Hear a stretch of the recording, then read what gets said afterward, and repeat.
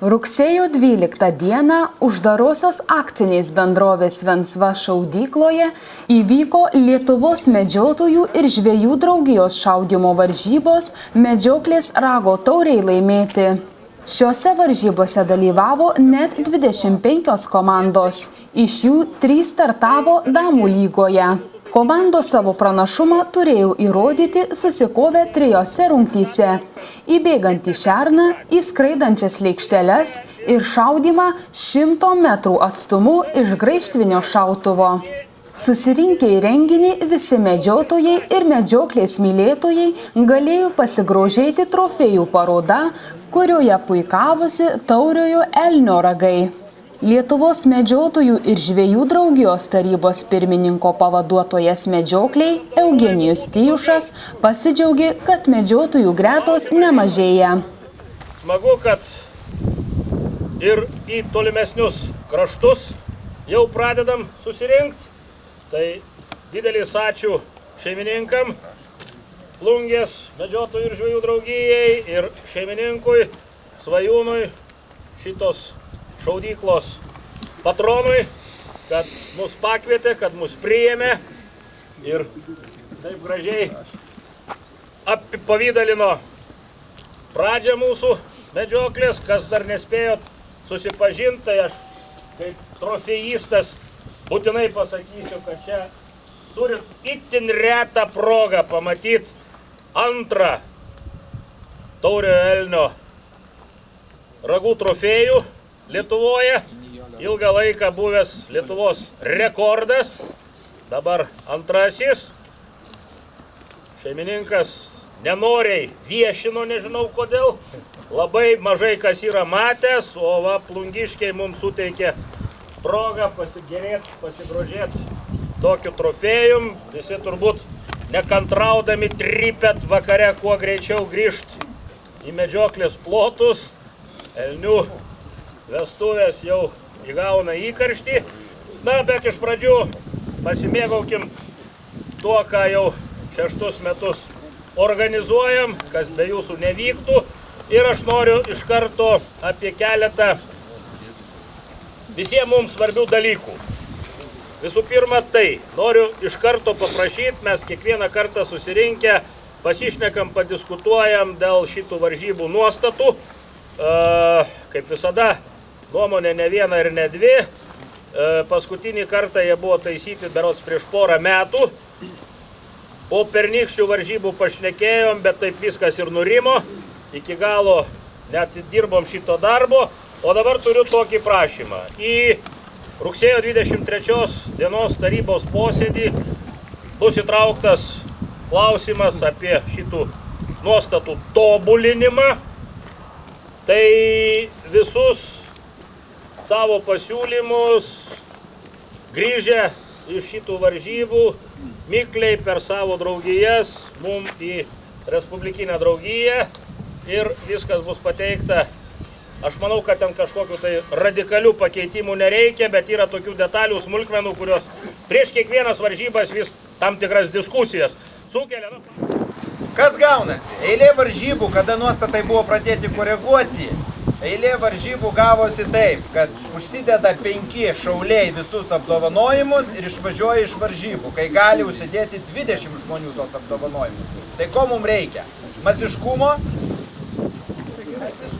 Gintai, prieštaravimas šitam buvo, kad pažeidžiamas sportinis principas. Aš laimėjau, o apdovanojimą gauna tas, kas tu mane. Nugalėtojas ir yra išskiriamas, jisai yra absoliutus. Šitoj vietoj vėlgi reikalingas mūsų susitarimas. Absoliutus yra, tai... Absoliutus nugalėtojas visą laiką turi ir didesnius prizus ir tai yra absoliutus įvertinimas. Sveikinimo žodį tarė uždarosios akcinės bendrovės Vensva šaudyklos vadovas Svajūnas Sungaila. Varžybų pradžia paskelbta tradiciškai, praeitų metų nugalėjusios komandos atstovams iškėlus Lietuvos medžiotojų ir žvejų draugijos vėliavą. Medžiokliai! Medžiokliai! Negalima pamiršti, kad medžioklės žaidimas pagal taisyklės. Medžiotojai privalo laikytis etikos kodekso. Todėl šaudyklos vadovas Svajūnas Sungaila medžiotojus supažindino su šaudymo taisyklėmis. Pasigirdus pirmiesiems šūviams tarp medžiotojų užvirė tikra kova.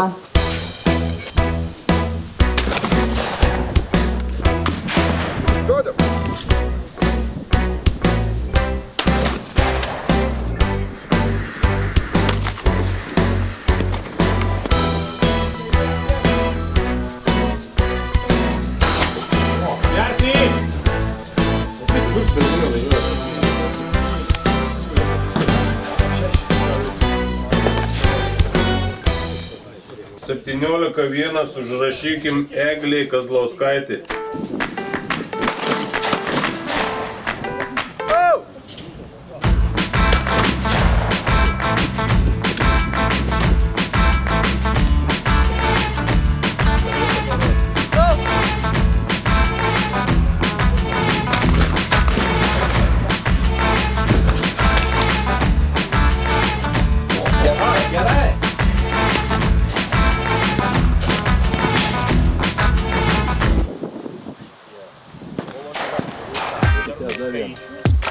Draudžia.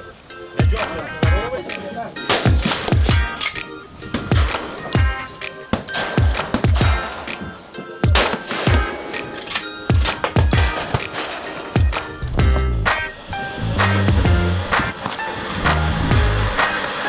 Vietas teikti teisingai sakiau. Juzėnas pirmą, Savickas antrą.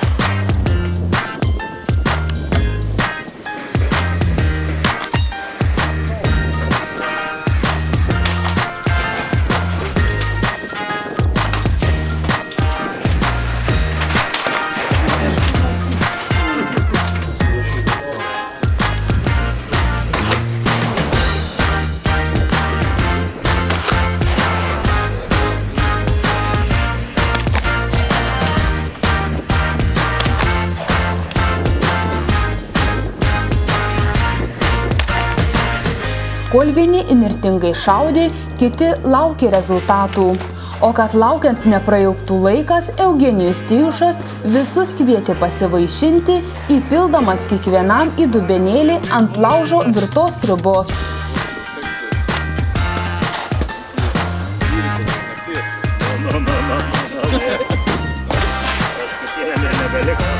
Prašom, nepraeikim pro šalį.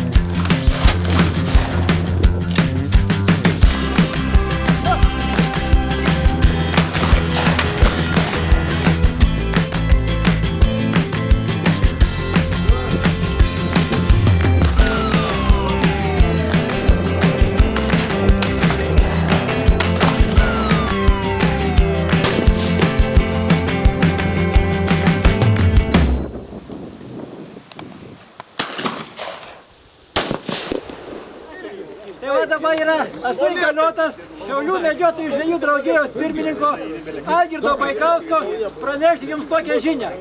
Sekančiais metais visos Lietuvos medžiotojus ir Respublikinę draugiją ir visus svečius kviečiame į Šiaulius. Sekančiais metais į Šiaulius atvažiuoti ir mielai estafetę perduosim kolegam iš Jurbarko sekančiais metais. Dar kitais metais! Nutilus šūviams Svajūnas Sungaila aptarė, kaip sekėsi komandoms rungtyse. Kebra pasitūsinot normaliai. Iš tikrųjų, ačiū visiems už supratimą. Tai labai buvo iš tikrųjų labai gerai, palyginus pagal tą, kad ten netgi tokio žvilgsnio išspėjimo buvo viskas susitvarkė ir viskas vyko taip, kaip turi būti šiai dienai šaudykloj, normalioj. Ir viskas be jokių incidentų ir taip toliau viskas praėjo. Visiems ačiū už supratimą, labai. Tai yra pats pagrindas. Nes pirmiausia, kada nėra kitų įvykių, galima vakare ir apsidovanoti, ir aptarti rezultatus ir viską kitką. Žodžiu, visus sveikinu su gera diena praėjusią, rezultatai buvo spėjami ir nelabai, ir nenuspėjami. Visus įvertins tiek, kiek nusipelnė. Tikrai visi rezultatai buvo skaičiuojami tikrai ne į mažąją pusę, tik į didžiąją, ta prasme, jeigu lietė liniją, tai niekas net nesiginčiojo, skaičiavo taip, kaip turi būti. Tai dar kartą ačiū visiems šauliam už supratimą, bet viena iš pagrindinių, sakykime, padėkų turėtų būti šios dienos teisėjams, kantrybės jiems reikėjo. Plungės rajono medžiotojų ir žvejų draugijos vadovas Zenonas Vaištaras prisiminė, kaip įsikūrė šaudykla Plungėje. Šiandien labai malonu prisiminti mums šitos žodžius, grįžtant iš Šiaulių šaudymų varžybų, kad Svajūnas Sungaila sugebėjo metų bėgiai sudaryti tokias mums sąlygas, pabūti, pašaudyti ir tiesiog labai turim tokį nuostabią šaudyklą. Aišku, ta šaudykla tik pradžia, dar antri metai jis bus tobulinama, bus ir tiesiog žvėrių galbūt daugiau. Labai linkiu jam Svajūnui toliau puoselėti tą šaudymų sportą ir linkiu sėkmės, energijos, kad būtų tvirtas.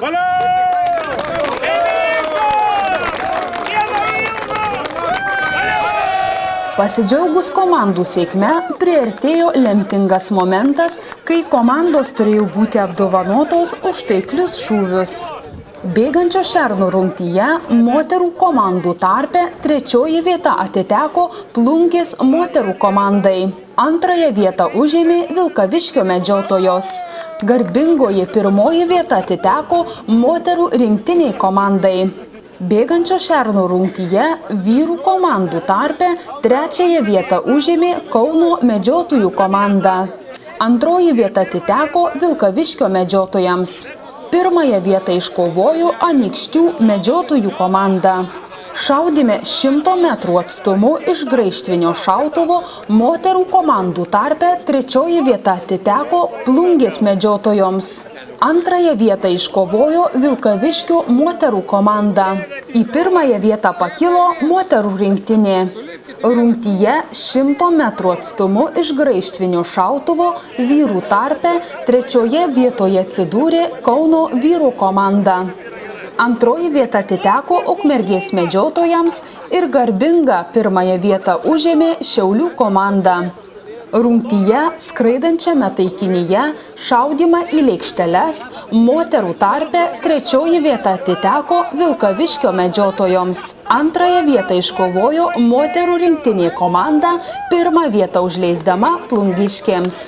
Rungtyje šaudymas į lėkšteles vyrų tarpe trečiosios vietos apdovanojimas atiteko Molėtų komandai.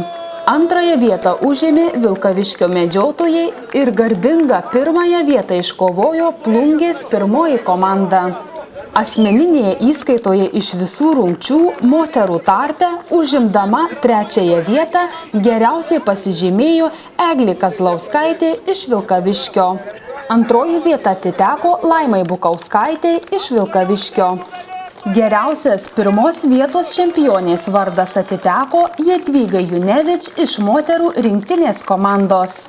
Asmeninėje įskaitoje iš visų rungčių vyrų tarpe geriausias trečios vietos laimėtojų pripažintas Ruslanas Murnikovas. Antrąją vietą užėmė Dalius Pipiras ir pirmos vietos nugalėtojų išrinktas Stasys Jurkus. Tiek moterų, tiek vyrų tarpe pirmosios vietos nugalėtojai apdovanoti autoriaus Vytauto Tylos autoriniu darbu. Bendroje įskaitoje buvo renkama geriausiai pasirodžiusi komanda iš visų rungčių surinkusi daugiausiai taškų. Moterų tarpe geriausios 3 vietos apdovanojimas atiteko Plungės moterų komandai. 2 vietą užėmė Vilkaviškio komanda ir geriausia 1 vietos komanda pripažinta moterų rinktinė. Vyrų tarpe iš 22 komandų 3 vietą iškovojo Plungės 1 komanda. 2 vieta atiteko Kauno medžiotojams ir 1 vietą laimėjo Anykščių medžiotojų komanda. 1 vietos komandos nugalėtojams įteikta pereinamoji taurė Medžioklės ragas. Laimėjusiems ir tiek nelaimėjusiems komandų nariams Lietuvos medžiotojų ir žvejų draugija padovanojo ateinančių metų žurnalo Medžiotojas ir meškeriotojas prenumeratą. Baigus varžybas ir apdovanojus geriausias komandas ir jų narius, tradiciškai nugalėtojos komandos nuleido varžybų vėliavą.